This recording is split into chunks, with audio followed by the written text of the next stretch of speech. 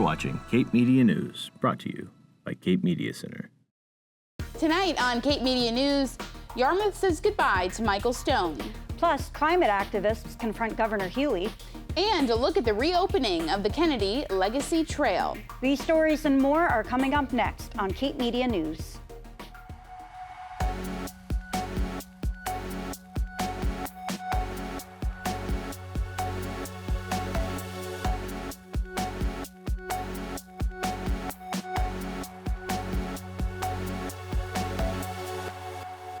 Good evening, it is August 23rd, and welcome to Cape Media News, your source for hyperlocal news that matters. I'm Lauren Williamson. And I'm Maxie Davidson. The town of Yarmouth said goodbye this morning to Chairman Michael Stone. A procession of town vehicles escorted Stone and his family down Station Avenue, while members of the public stood out to pay their respects. Services were held at St. Pius Church.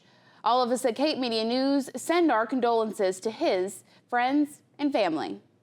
Last weekend, activist group Climate Defiance released a video protesting the governor at a fundraiser. Proud to introduce our governor, Maura Healey. Maura, we have an important message for you. The state of Massachusetts is not on track to meet our climate goals. We'll be back to you after some paid programming.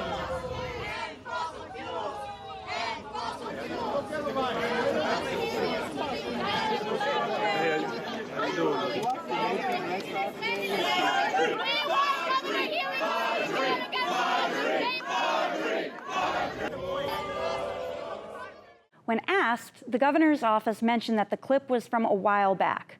A Climate Defiance spokesperson had this to say in response. The video is from an event on July 8th of this year. It's notable that the governor has had quite a while to oppose Project Maple and natural gas expansion in the Commonwealth, but refuses to do so. Between this event and today, the governor and legislative Democrats utterly failed to pass crucial climate legislation. If Governor Healy is actually serious about ending the climate crisis, she will take executive action now to make up for her failures during the legislative session. So, what is Project Maple? The Canadian energy company, Enbridge, aims to expand New England's natural gas system. They plan on replacing existing pipelines, adding new ones, and expanding compressor stations along the 1,100-mile-long pipeline. But why is this project raising concerns? Well, first, it impacts the environment. This project would deepen dependence on fossil fuels, particularly natural gas, a significant driver of climate change. Opponents say we should focus on renewable energy sources like wind and solar instead of outdated fossil fuels. Economically, Project Maple poses additional challenges. Gas prices are notoriously volatile, especially during the winter when energy demand is high. Plus, the cost of the pipeline expansion would be passed directly onto consumers through their utility bills. And finally, it impacts low-income families. As more people transition away from gas, those who remain will bear the brunt of rising costs. The burden of paying for these pipelines will disproportionately fall on those who can least afford it. Opponents say this project contradicts New England's clean energy goals and will impose significant costs on the region. In a letter to the governor sent in January, dozens of activist groups called on Healy to oppose Project Maple. We reached out to the governor's office and received this statement. We do not want to see significant new gas infrastructure bringing fossil fuels into Massachusetts.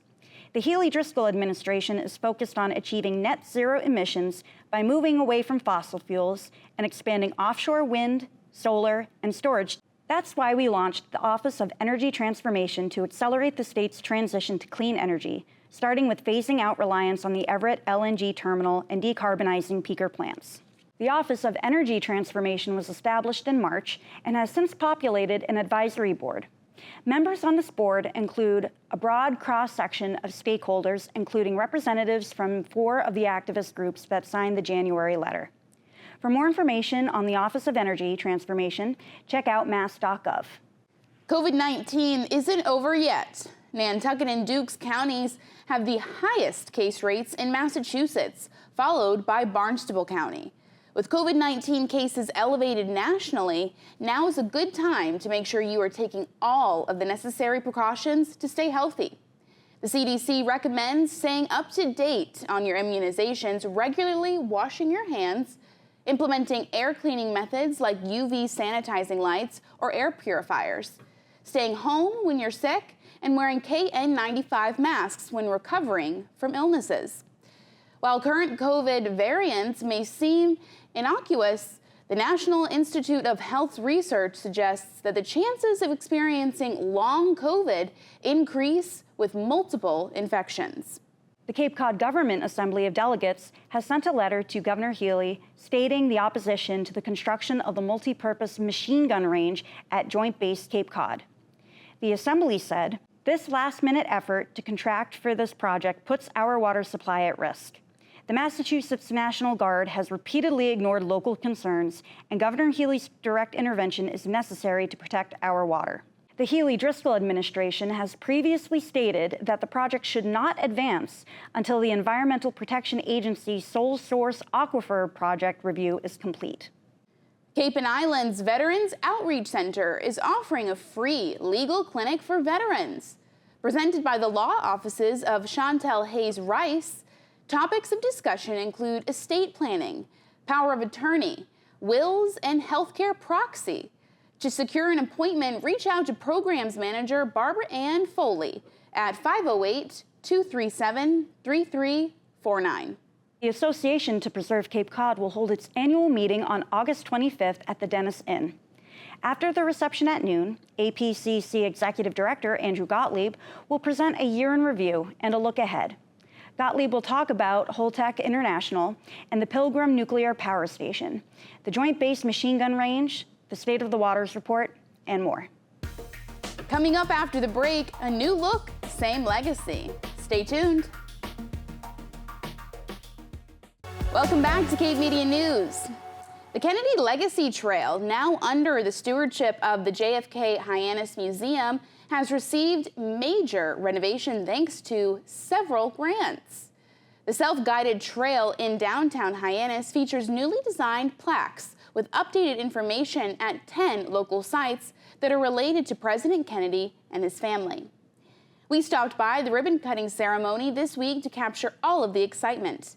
Take a look. So we have a brand new, refreshed design and content for our Kennedy Legacy Trail. It goes 1.6 miles through the downtown Hyannis area, has 10 stops, and it features locations that had some significance to the Kennedy family and the history of the family here on Cape Cod. The town started the trail in 2012. And 2 years ago, they turned it over to us to be stewards of the information. And when we started doing some fact checking, we found first there were some things that needed to be corrected. And then we wanted to add more information than what was already on the trail. So with a great summer intern who specializes in writing, we had Kieran research some more family history and some more of our local history. At the beginning of the season, someone came in to me and they asked me about the trail. They said they were having trouble with the QR code. I didn't know what to tell them. And so a week after that, we started working on this. It was really nice getting all the QR codes up and working on the signs. The whole website was revamped, basically, and had all fresh information. Yeah, it's really something for visitors to look into. We have been here at the Old Town Hall with the Kennedy Museum for 33 years, and we focus on the Cape Cod story of the Kennedy family. There's a great presidential library in Boston, and they do a fine job. They're missing some components that people really value here, that they learn here, like the family tree. They want to see exactly how big the family was and who the subsequent generations are. And of course, that tree keeps growing, right? And that keeps changing. And we had very few members of the family on the website or along the path. So that was one thing that I kind of tasked our interns to go find out more about the family. What interests you as a young person about this family? And maybe we can add that to the trail. If they go to KennedyLegacyTrail.com, they'll find an interactive website that they'll be able to do a virtual tour. So we, of course, want them to come to Hyannis and Cape Cod, but if you're miles and miles or continents away, you can still enjoy learning about our history on a virtual walking tour. 1, 2, 3.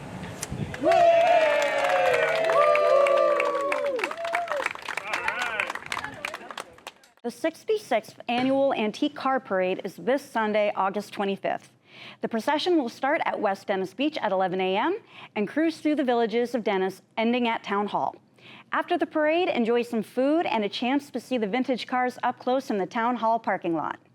Don't miss the Amplify POC Summer Festival on Saturday, August 31st. Show your support for POC-owned local businesses while enjoying a fantastic lineup of activities for all ages, like live music, food vendors, beer and wine, and games for all of the kids. The festivities will begin at noon. After the Amplify POC Festival, celebrate the unofficial end of summer with the town of Barnstable at the Hyannis Village Green and Azleton Park. The second summer celebration will kick off at 5 p.m. with a movement arts showcase, including different types of dance performances and instruction. You'll hear the music pumping at Veterans Beach, where Coffee FM and Y101 will be hosting a dance party. From there, you can watch the fireworks at 8:30, weather permitting. With the unofficial end of summer in sight, it's time to prepare for fall. And Barnstable Recreation's fall program brochure is now live. Registration begins on Wednesday, September 4th at 8:45 a.m. for residents. For non-residents, registration starts on September 11th. For more information on how to register, you can visit town.barnstable.ma.us. Ready to clear out your old gear ahead of fall sports? Chatham Recreation Soccer Cleat Swap is the perfect opportunity to trade in your kids' gently used cleats for a pair that fits. Stop by the Community Center at 702 Main Street until September 21st to drop off and pick up cleats. Another circus is coming to town next week, but this one is a little less traditional. The Paranormal Circ will be under the striped big top tent at the Cape Cod Mall from August 29th to September 2nd. This crazy, fun fusion between circus and theater and cabaret is not for the faint of heart or any kids under the age of 13. The show features adult language and material not intended for young audiences, but kids over 13 are permitted with adult supervision. For tickets and more, please visit paranormalcirc.com. And lastly this evening, we send it to Ryan Downs with a recap of this week in sports. Welcome back to the Cape Media News Sports segment. I'm your host and local sports guy, Ryan Downs. High school sports are officially back. Last Friday was the first official day for MIAA football practices, and Monday was the start for all other sports. So let's get right into this week's recap. Yesterday, Cape Media News was able to attend a girls' soccer scrimmage between Barnstable and East Hampton. This is the second year in a row now East Hampton has traveled to the Cape to play preseason scrimmages. On Wednesday, they beat Monomoy 2-1, then stayed the night in a hotel as a team and played Barnstable the next day. This was a game scrimmage, so there were two officials in a scorer's table running the clock. They played 4 20-minute quarters, and East Hampton was the first to strike, scoring in the first 11 minutes.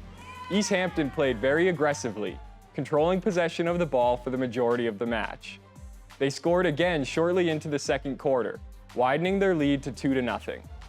Barnstable continued to struggle to break through their defense and get shots on goal in the second half.